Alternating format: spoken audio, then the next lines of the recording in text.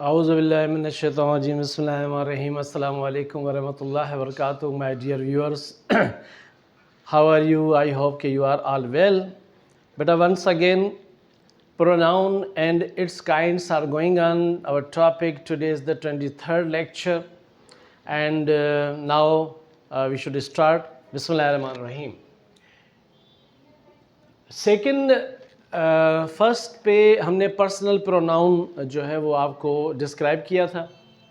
हमने उसका टेबल बनाया था जिसमें हमने उसकी 4 पॉइंट्स बनाए थे कि हर जो फर्स्ट पर्सन है आई या वी जो है उसकी 4 सब्जेक्टिव, ऑब्जेक्टिव और पॉजिटिव और रिफ्लेक्सिव होते हैं, तीनों के बनाए थे।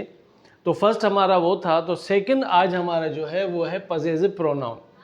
जब मैं पॉजिटिव एडजेक्टिव पढ़ा रहा था तो उस वक्त मैंने कहा था कि अगर माय, अवर या यूअर, दाई, इस तरह से हिज, हर, इट, अगर इनके साथ, इट्स के साथ, अगर इनके साथ नाउन शामिल हो जाता है तो फिर वो हो जाएगा पॉजिटिव एडजेक्टिव। लेकिन ये पॉजिटिव प्रोनाउन है और प्रोनाउन में माय का जो है वो बनता है माइन, क्योंकि ये एज एन ऑब्जेक्टिव सारे इस्तेमाल होंगे। तो सब्जेक्ट और ऑब्जेक्ट या तो नाउन होते हैं प्रोनाउन, तो यहाँ प्रोनाउन है कि this house is mine, this car is ours and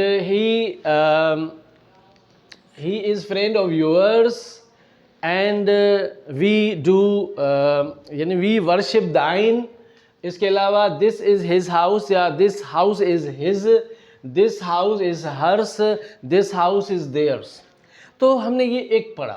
positive pronoun या तो सब्जेक्ट से ये हमेशा ऑब्जेक्ट के बाद आएंगे, तो ये ऑब्जेक्ट का काम करते हैं। तो जो भी सब्जेक्ट ऑब्जेक्ट का काम करता है वो नाउन होता है।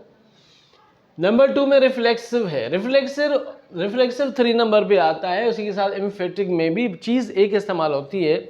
जैसे रिफ्लेक्सिव में माई सेल्फ आई के साथ आता है, वी के साथ अवर सेल्फ आएगा। अगर ये जुमले में आते हैं, वर्ब के बाद आते हैं, मिसाल के तौर पे आई हर्ट माई सेल्फ। अंग्रेज़ी में हर्ट का मतलब होता है टू सैडन, किसी को दुख देना, किसी को परेशान करना, किसी को कोई ज़ख़म देना। तो आई हर्ट माई सेल्फ इसका मतलब ये होगा कि मैंने अपने आप को दुख दिया या मैं दुख देता हूँ या तकलीफ़ देता हूँ अपने आप को। सेम ही हर्ट हिमसेल्फ, और यहाँ पे हर्ट क्योंकि पास्ट है तो उसने दिया, उसने अपने आप को दुखी किया या उसने अपने आप को ज़ख़म दिया। शी हर्ट, यहाँ भी हर्ट्स नहीं है, तो शी हर्ट हर सेल्फ, वो अपने आप को, उसने अपने आप को दुख दिया।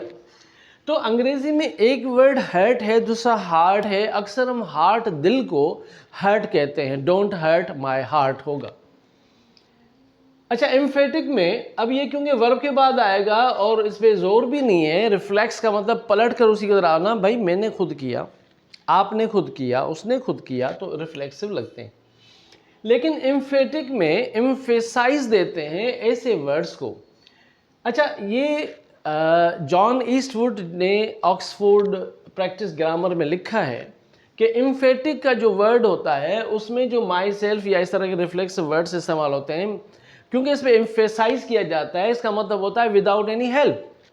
तो अगर मैं कहूँ कि I will do it my self, इसका मतलब मैं ये बगैर किसी की मदद के कर लूँगा। यानी यहाँ पे अगर मैं खुद करता हूँ तो वहाँ पे किसी की मदद के बगैर मैं कर दूँगा।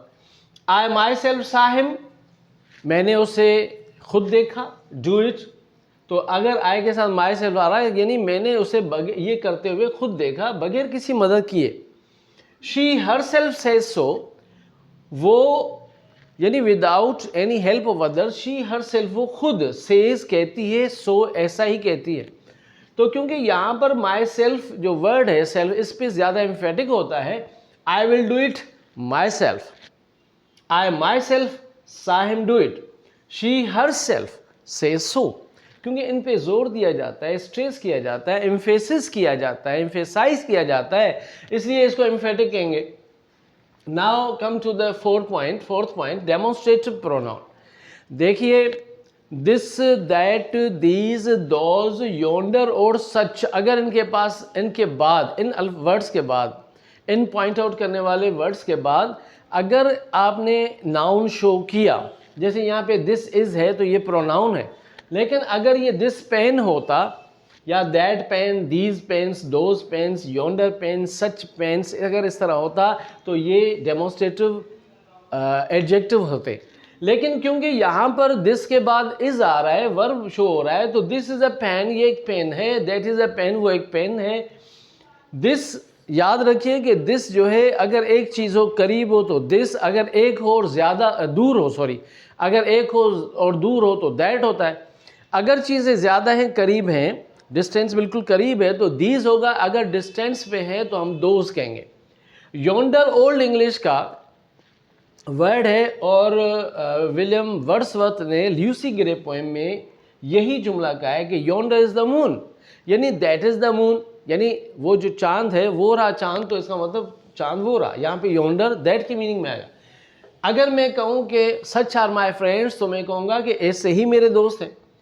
तो अगर this, that, these, those, yonder और सच के बाद हेल्पिंग वर्ब आता है या वर्ब आता है तो फिर वो शो होगा डेमोन्स्ट्रेटिव प्रोनाउन, क्योंकि ये पॉइंट आउट करते हैं। नंबर 6 में इंडेफिनिट प्रोनाउन है। इंडेफिनिट प्रोनाउन का मतलब इंडेफिनिट इसलिए है क्योंकि इंग्लिश में जब किसी वर्ड से पहले कोई लेटर वर्ड लगाया जाता है नया वर्ड बनने के लिए, मिसाल के तौर पर डेफिनेट तो पर्टिकुलर होता है, लेकिन इंडेफिनिट माने जनरल होता है। तो इंडेफिनिट प्रोनाउन ये ऐसा प्रोनाउन जिसको हम नहीं जानते, वो स्पेसिफिक नहीं है, वो पर्टिकुलर नहीं है, वो कोई प्रॉपर नहीं है, कोई ख़ास नहीं है, लेकिन जनरल है। ये मिसाल के तौर पे one should keep once promise, कि एक आदमी को अपना वादा निभाना चाहिए। जो नन है, नन जो है वो शॉर्टन वर्ड है नो वन का या नॉट वन एनी वन का, तो ये प्लूरल में होता है। None of my friends have come होगा। दे जनरली पीपल में दे से, यानी पीपल से आमतौर पे लोग कहते हैं। All have gone the most familiar faces, सारे चले गए, और सारे चले गए यानी कि फेमिलियर फेसेस, जाने पहचाने लोग। सम आर बोर्न ग्रेट, कुछ लोग होते हैं जो पैदाइशी होशियार होते हैं। समबॉडी हैज़ कम, अब समबॉडी के साथ जितने भी बॉडी के वर्ड आते हैं, समबॉडी हैज़ कम, कोई आया है। एनीबॉडी हैज़ कम, क्या कोई आया है। नो बॉडी हैज़ कम, कोई नहीं आया है। एवरीबॉडी हैज़ कम, हर कोई आया है। ये सारे वर्ड्स इसमें आएंगे। फिर समवन आता है, समवन हैज़ कम, कोई आया है। फिर कहेंगे कि मेनी के बाद ऑफ लगाएंगे। Many of them are Gorkhas, many of them were Spanish, उनमें से ज़्यादातर स्पेनिश थे। Every one should do one his duty, हर एक को अपना काम करना चाहिए। No one has come still या नाउ, अब तक कोई नहीं आया। उसके बाद लगेगा वर्ब। तो इंडेफिनिट प्रोनाउन में कोई डेफिनेट नहीं होता, कोई मखसूस नहीं होता, जनरली कोई न किसी को शामिल कर देते हैं किसी के लिए। नंबर 7 में डिस्ट्रीब्यूटिव प्रोनाउन आता है। अगर आप थोड़ा सा पीछे जाएं तो हमने एडजेक्टिव में डिस्ट्रीब्यूटिव एडजेक्टिव पढ़ा था, वो 4 थे। ईच हमने सिमाल गुरु के हर शख्स से लिया था। Each pen, each man, each country मिसाल के तौर पे कहते हैं, तो सिंगुलर नाउन होगा। फिर every citizen, every country, every profit, every book, तो यहाँ पे नाउन आएगा तो डिस्ट्रीब्यूटिव एडजेक्टिव हो जाता है। इसी तरह से उसमें आइदर नाइदर था। आइदर माने वन ऑफ द टू, फिर आइदर उसके साथ बुक लगा। नाइदर के साथ भी not one of the two, दो में से एक भी नहीं, तो फिर उसमें हमने ये किया कि दो में से एक भी नहीं तो सिंगुलर। यहाँ पे भी ये सिंगुलर है, लेकिन यहाँ पे इनके साथ ग्रुप ऑफ वर्ड्स होता है। मिसाल तो ग्रुप ऑफ वर्ड्स होगा, लेकिन उस ईच, आइदर, नाइदर का ताल्लुक हम वर्ब से लगाएंगे, तब जाके ये डिस्ट्रीब्यूटिव कोई प्रोनाउन बनेगा। मिसाल के तौर पे ईच ऑफ द बॉयज़, लड़कों का ग्रुप छोटा है, हर एक की बात हो रही है। लड़कों में से हर एक के पास हर एक जो है गेट्स हासिल करता है या हासिल करता है अ प्राइज़। लड़कों में से हर एक हासिल करता है एक प्राइज़ या एक इनाम। आइदर ऑफ यू, यानी तुम दो हो तो दो में से कोई एक। Either of you can go, तुम में से, दोनों में से, यानी तुम में से कोई भी एक जा सकता है। नाइदर ऑफ द अक्यूजेशंस, अब अक्यूजेशंस क्योंकि मोर देन वन है, इसलिए नाइदर ऑफ द अक्यूजेशंस, यानी अक्यूजेशंस इल्ज़ामात में से एक भी नहीं है इज़ ट्रू, सही। तो इस तरह से इसको फिर मैं थोड़ा सा सिंपली कर दूँगा। पॉसेसिव प्रोनाउन जो है तो उसमें ज़्यादातर माइन, अवर्स, यूअर्स, दाइन, हिज, हर्स, देयर्स लगेगा, और मोस्टली ये ऑब्जेक्ट में लगते हैं। रिफ्लेक्सिव प्रोनाउन में, यानी कि जो रिफ्लेक्सिव वर्ड्स हैं उनको हम यूज़ करेंगे, लेकिन वर्ब के बाद आएगा और इस पर कोई ज़ोर भी नहीं होगा, लेकिन खुद की मीनिंग में आएगा। एम्फेटिक में जो भी रिफ्लेक्सिव टाइप के वर्ड्स हैं, जैसे माई सेल्फ है, अवर सेल्व्स है, योर सेल्व्स है, दाई सेल्फ है, him self, her self, it's self और देम सेल्फ, जितने भी हैं, अगर उसमें स्ट्रेस होगा, अगर उसमें एम्फेसाइज होगा, तो जुमले में दूसरी इसकी meaning according to John Eastwood के मुताबिक विदाउट हेल्प है।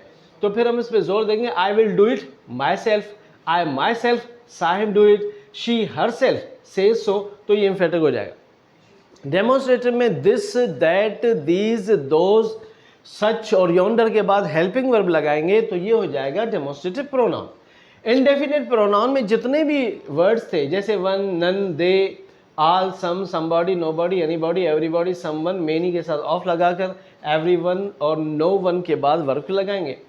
डिस्ट्रीब्यूटिव जो है वो, अगर एडजेक्टिव 4 थे उसमें एवरी था, तो इसमें एवरी नहीं है, ईच, आइदर, नाइदर है, उसके बाद ग्रुप ऑफ वर्ड्स होते हैं, लेकिन उन ईच, आइदर और नाइदर का जो स्ट्रेस होगा वो जाके वर्ब तक ख़त्म होगा, तो वर्ब से सिंगुलर ही यूज़ होगा।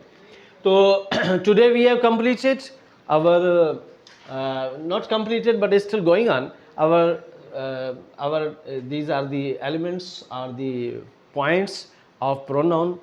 तो बेटा अभी हमने 7 तक पढ़ा है, इंशाल्लाह ताला tomorrow I will complete it. Thank you very much, wish you best of luck. अल्लाह हाफिज़, अल्लाह ताला आपको अपने हिफ्ज़-ओ-अमान में रखे। अस्सलामु अलैकुम व रहमतुल्लाहि व बरकातुहू।